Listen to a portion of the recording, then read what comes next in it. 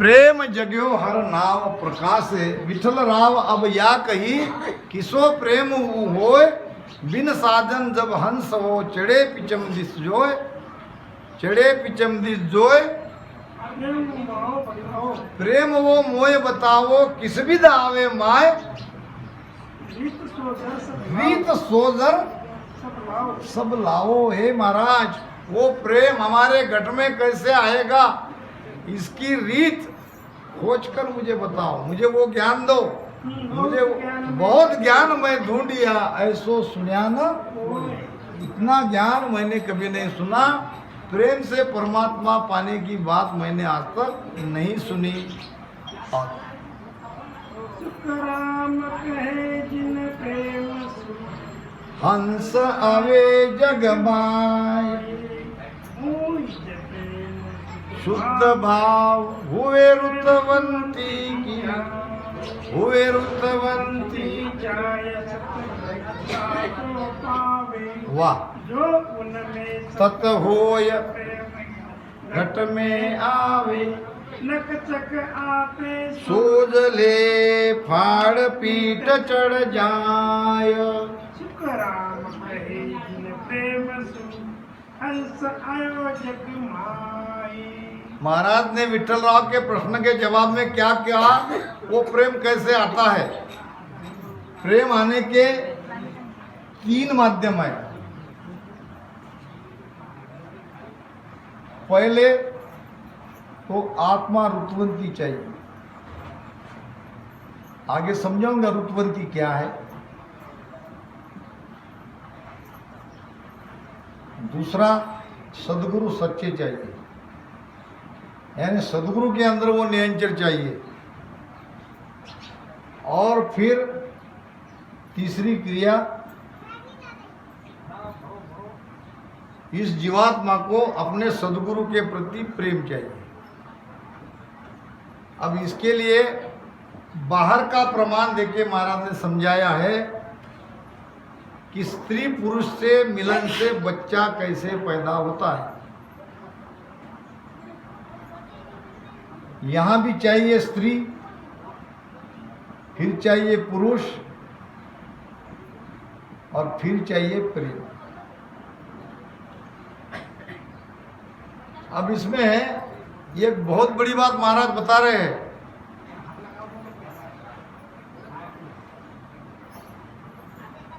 स्त्री रुतवंती चाहिए। स्त्री कैसी चाहिए, गर्भ धारण क्षमता करने के लिए उताविल, उसको कहते हैं रुतवंती। स्त्री चाहिए रुतवंती।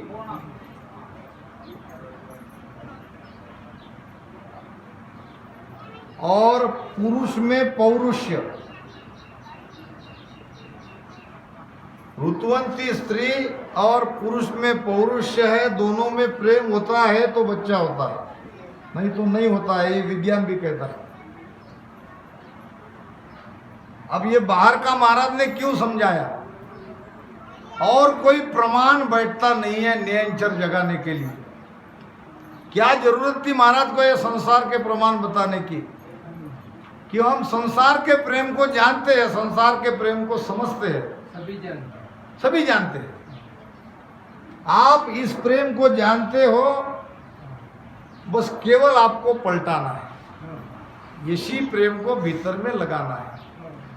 अब यहाँ क्या चाहिए, आपके अंदर वो तड़प चाहिए, परमात्मा की प्यास लगनी चाहिए भीतर में।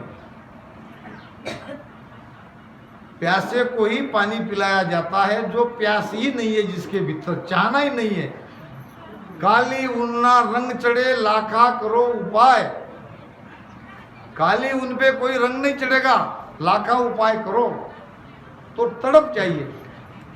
इसलिए तो महाराज कहते हैं, सूरत अंग भेजियो मतवालो कीजे,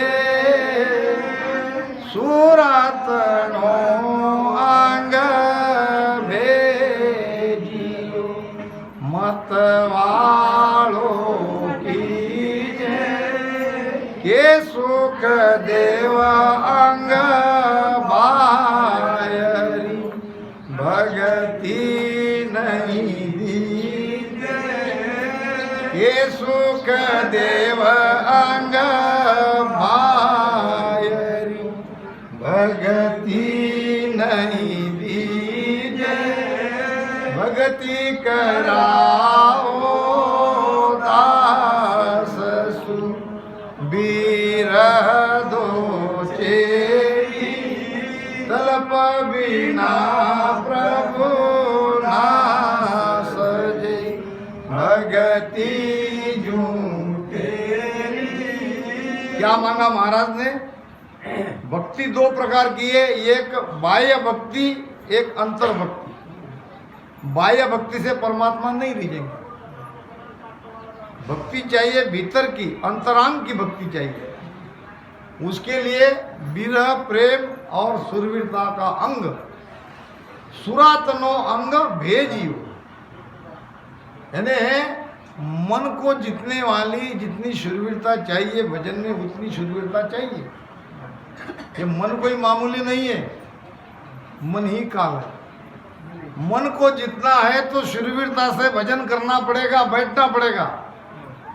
अगर बैठ नहीं पा रहे हो तो परमात्मा से प्रार्थना करो, सुरातनो अंग भेजियो। हे परमात्मा, मेरे अंदर में कायरता मत लाओ, शुरवीरता लाओ। और मतवालों बनाओ, हाथी जैसा मस्तवाल रहता है, अपनी मस्ती में चलता है, वैसे हम भजन के मस्ती में रहने चाहिए। भक्ति की मस्ती है।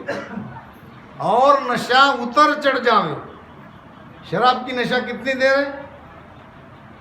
उतरने में देर नहीं, नशा उसमें भी है। और ये ऐसी नशा है, ये बढ़ती ही जाती है, ये बढ़ती ही जाती है, ये उतरती नहीं है। ऐसे मस्त भक्ति में भजन में रहना चाहिए। हे सुखदेव अंग बायरी भक्ति नहीं दी। बाह्य अंग की भक्ति नहीं करनी चाहिए। जिस भक्ति में प्रेम नहीं है, जिस भक्ति में शुरवीरता नहीं है, केवल औपचारिकता, भजन करना है कर लिया, सत्संग सुनना है सुन लिया, रोज का अपना रूटीन आरती घुमा लिया। वो कह रहे ऐसी आरती निर्दिन करिए, राम सिमर भव सागर तरिए। ये आरती चाहिए, ऐसी आरती कर मेरे मन्ना। ये तो बाह्य उसका एक समझाने के लिए है। आरती तो भीतर की होनी चाहिए। तन देवल बीच आत्म देवा, यही तो परमात्मा है। इसी तन रूपी देवल में है। निर्गुण भक्त भजन ये भेवा, यही निर्गुण भक्ति है और भजन ही उसका भेद है। तो इसके लिए चाहिए प्रेम। और महाराज कहते हैं हमारी सबकी आत्मा रुतवंती चाहिए, आत्मा परमात्मा के लिए तड़पनी चाहिए। दूसरी बात, जिसको हमने सदगुरु बनाया है उनके अंदर न्यायचर चाहिए। अगर नेकामी पुरुष है तो गर्भधारणा नहीं कर सकता। सदगुरु के अंदर न्यायचर है नहीं है तो हमारी आत्मा कितना भी उतावली, कितना भी रुतवंती हो, न्यायचर नहीं जगेगा, यानी गर्भ नहीं ठहरेगा। तो बाहर जैसा है वैसा भीतर है। इसके लिए चाहिए प्रेम। प्रेम की व्याख्या हो रही है, आया सोई विधि चाहिए दूजी झूठ उपाय। जिस विधि से हम संसार में आए हैं वही विधि चाहिए, और बाकी विधि से, बाकी उपाय से ये काम नहीं होगा। जैसा कि पति पत्नी थे, पति पत्नी थे, बूढ़े थे,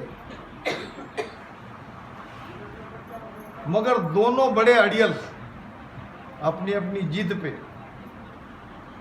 अब थे तो गरीब। अब एक दिन पत्नी ने भोजन बनाया, रोटी बनी 5। अब 5 का बंटवारा कैसे हो?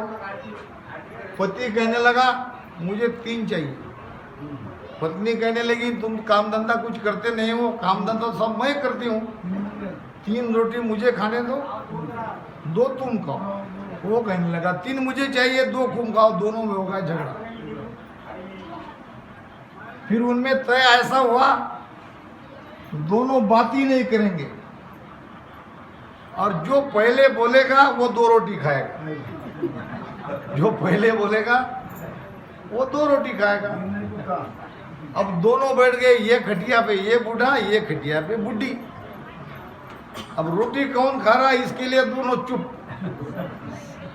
अब दिन चला गया, रात गई, रोटी वैसी की वैसी, दोनों भूखे। अब बूढ़े तो थे मगर जिद दोनों कोई नहीं बोल रहे थे। दूसरे दिन भी गया, रात भी गई, लोगों को लगा कि बूढ़ा बूढ़ी को क्या हो गया। 3 दिन बाद जाके देखा तो एकदम दोनों जैसे मृत्यु के जैसे मरणासन्न अवस्था में।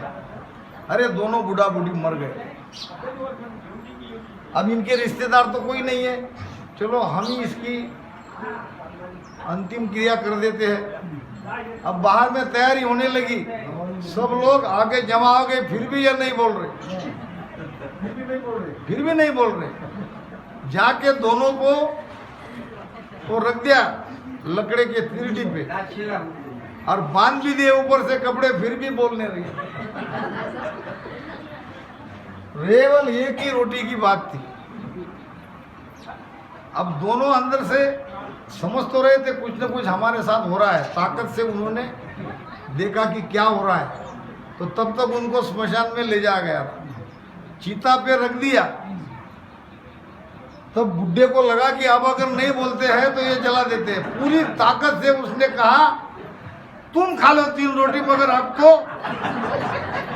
छोड़ो नहीं तो जल जाएंगे दोनों। ये प्रेम संसारिक प्रेम से परमात्मा नहीं मिलते हैं। ये तो संसार में खर्चन होता ही है। तो ये जीत भक्ति में लाओ, ये प्रेम भक्ति में लाओ। हम भजन कितना करते हैं, भजन कितना नहीं हो रहा है। महाराज कहते हैं विठल राव ने जो प्रश्न पूछा था बहुत ही बढ़िया प्रश्न था कि वो प्रेम हमारे अंदर कैसे आता है। कैसे आता है महाराज आगे बताएंगे। वो प्रेम हमारे अंदर पैदा कैसे होता है, देखो प्रेम को समझो। विठ्ठल राव के प्रेम किम आवेशिस माई, सो विद वचन विचार कहो, क्या करणी क्या नाय।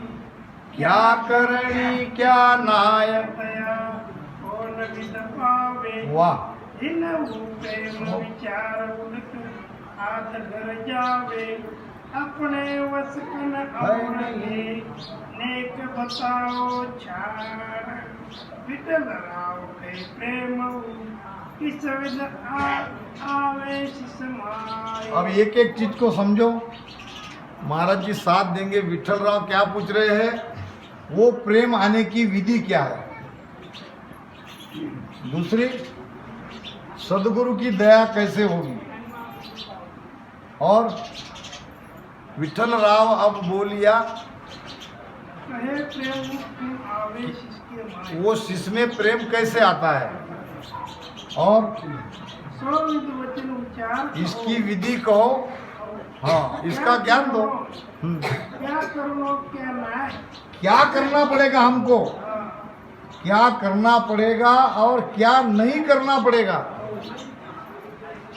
दया कौन विद पावे, दया कैसे होगी। दिन वो प्रेम उचार उलट आध घर जावे। उलट आध घर जावे।